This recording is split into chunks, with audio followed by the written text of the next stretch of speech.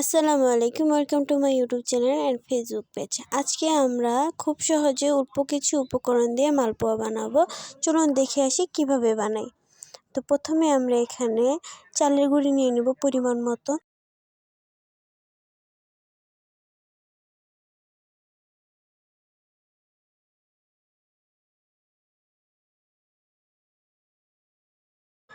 এরপর পরিমাণ মতন লবণ দিয়ে দিব।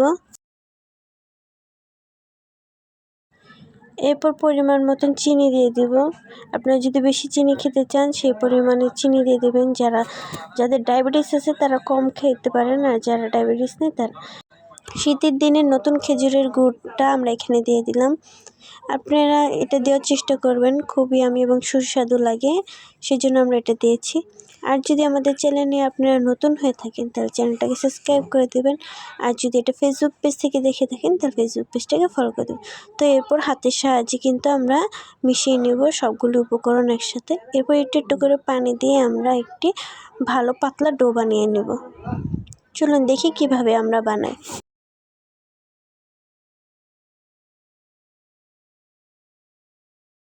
আমরা যেভাবে বানিয়ে নিয়েছি সেমভাবে আপনারা কিন্তু বানিয়ে নেবেন।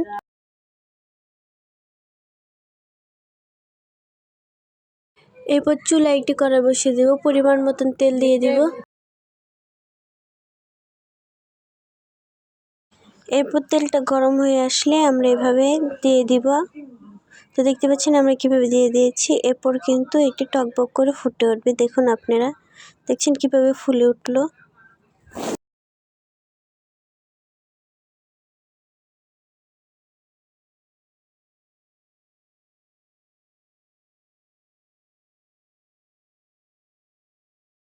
তো এইভাবে তেল ছিটে আস্তে করে আমরা ভালো করে ভেজে নিব। তো দেখতে পাচ্ছেন আমরা কিন্তু একটি মালপোয়া বানিয়ে নিলাম। তো সেমভাবে কিন্তু আমরা সবগুলি এভাবে বানিয়ে নিব।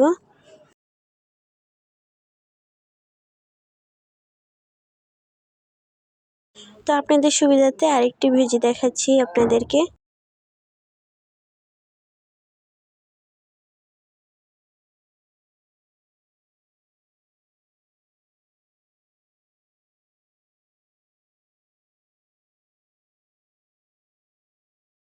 তো এইভাবে কিন্তু আমরা সবগুলি বানিয়ে নিলাম।